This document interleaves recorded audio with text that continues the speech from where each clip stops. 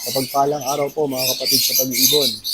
Ngayon po, excited po ako kasi sa darating na 2026, maraming magagandang ibon na lalabas na kulay. Kaya excited din ako magturo sa inyo.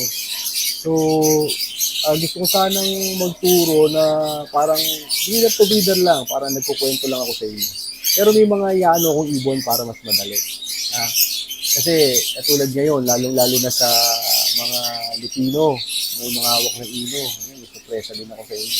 Maganda-ganda din yung napapresan ko about sa ino. Oo. Actually, maganda lahat.